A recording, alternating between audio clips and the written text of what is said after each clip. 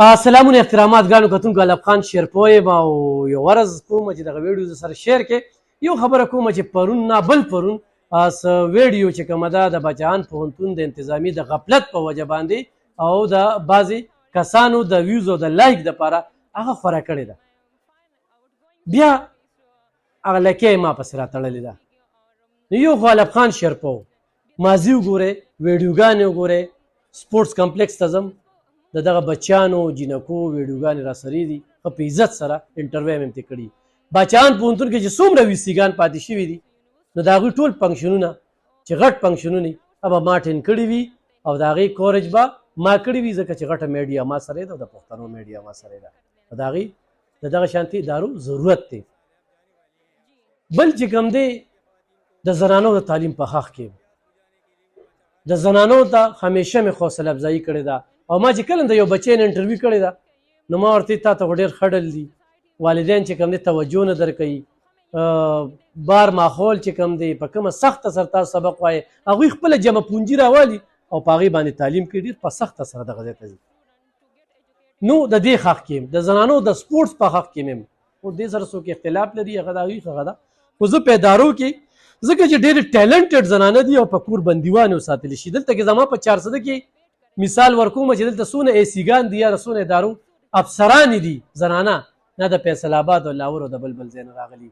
زما یو خور زما د کلي د علاقې یو بچی دغه ځای ته نه شي تللی، بلکل تللی شي او موقع نه ورکوي. نو هغه هم په دغه میډیا په ذریعې باندې د هغې ټیلنټ به ښودلی کېږي.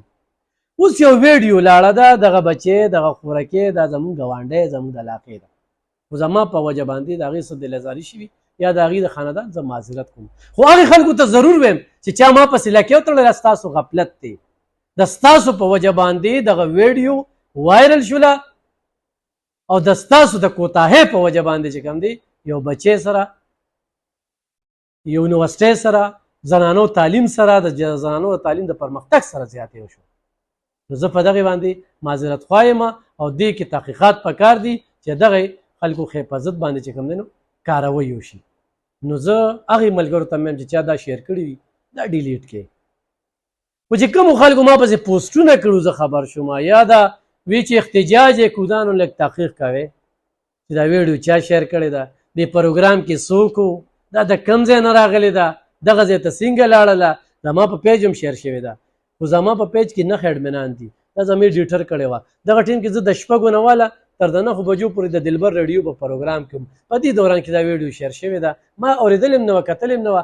د پی آر او په وینا باندې د یونیورسټۍ چې یو تکړه ملګری دی زموږ صحافي دی، د هغوی په وینا باندې موږ لرې کړو. بیا ترې وروستو خبر شو چې د دې لونډو لپاړو دا پوسټونه مو کتل، څه عجیبه عجیبه پوسټونه یې کړي او یو نفرت او یو جنګ طرف ته خبره او د زنانو د تعلیم د پرمختګ کې رکاوټ هغې خلکو دې له یو دوام ورکړه.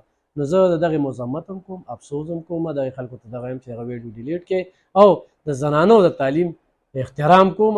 پکار ده چې تاسې هم احترام وکړئ او هغې خلکو ته په داسې ټایم کې زما ډیګري او زما کار او زیار رایاد شي. نو خیر د لږ تحقیق وکړئ، زما پیج ته راشئ.